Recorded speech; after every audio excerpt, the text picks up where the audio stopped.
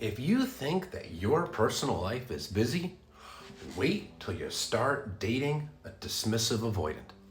Nobody is busier than the avoidant. Busy, busy bees. Busy with friends, busy with work, busy with family, busy with an activity here, busy with an activity here, a trip there, a trip there. This person is always busy, and it seems like they hardly have enough time to spend with you. They're always too busy, canceling plans last minute, rescheduling plans, maybe seeing you 1 or 2 days a week if you're lucky, sometimes less. And it feels like you're always on the back burner for this person, that they're prioritizing everything else in their life over you. And if you're feeling this way, that's because they are. Staying busy, prioritizing work, friends, family, hobbies, that's exactly what avoidants do, especially if you're dealing with a dismissive avoidant or a fearful avoidant that leans heavily dismissive. They keep themselves busy. Not all of them are genuinely busy, but most of them are. And that's because busyness is a method of avoiding. It's a method of avoiding emotional intimacy in a relationship, and it's also a method of avoiding the emotions that they don't want to face. Avoidants avoid.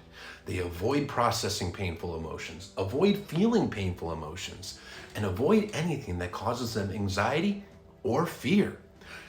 This goes back to childhood. This is a person that received consistent childhood emotional neglect. They weren't given the love and the nurturing in the way that they needed. And they personalized this growing up to feel unlovable and defective. Their feelings were routinely shot down, dismissed, rejected as children. If they had negative emotions, it was not welcome in their household. They really often grew up in households where you don't talk about feelings, where you suck it up and put on a happy face. So that's what they learned to do. They had to figure out emotions on their own. Nobody ever showed them how to deal with stress or to process any kind of pain. So what they learned to do is avoid it. Their emotions weren't welcome, so they learned to stuff it. Put on a happy face, force it, stuff the negativity down, don't process it, avoid, avoid, avoid. Now, due to the neglect, the personalization of the neglect, the avoidant puts up walls around their heart, and they keep their partner on the other side of the wall. Their subconscious fear is, if I let down my walls and this person really gets in, I'm going to love them a ton, but they're going to figure out that I'm defective, I'm not lovable. So emotional closeness feels unsafe because emotional closeness means their partner gets behind the wall. Emotional distance feels safe because they feel like they're not at risk for getting exposed if their partner isn't too close and they don't have to get too vulnerable with their partner. So busyness is a great way to keep emotional distance because it limits the amount of time and interaction they have with their partner. By prioritizing other things, by being too busy to spend time with their partner or too busy to text or too busy to communicate, it helps create emotional distance where the avoidant feels safe. The limited amount of time they do spend with their partner and the limited amount of time they do spend communicating with their partner satisfies their need for connection because they do have some need for connection, but they do it in a way that keeps them safe. Now, outside of the relationship, staying busy is a constant distraction. That way they get to avoid processing and feeling the painful emotions that they've always been trying to suppress.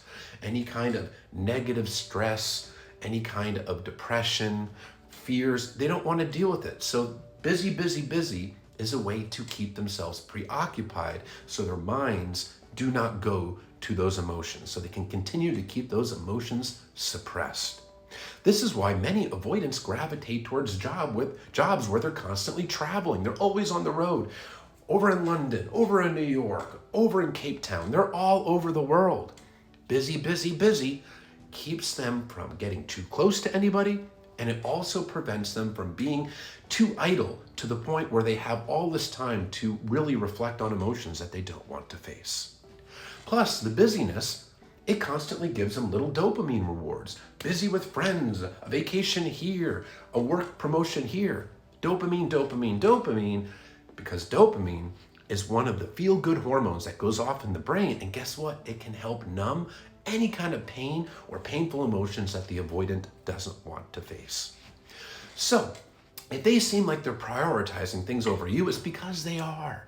And it's not even something that they're consciously doing. It's driven from the subconscious. Their fears of emotional intimacy, fears of being vulnerable, fears of rejection, fears of abandonment, fears of losing their independence in a relationship to somebody who's ultimately going to abandon and reject them. It's all driven by a subconscious fear. And because avoidants avoid, many of them are unaware of why they stay so busy. They just feel compelled to do so. Because avoiding means avoiding processing those emotions, which means avoiding self-reflection on their behaviors and emotions. So you do often have a person that has a complete lack of self-awareness as to why they're so busy.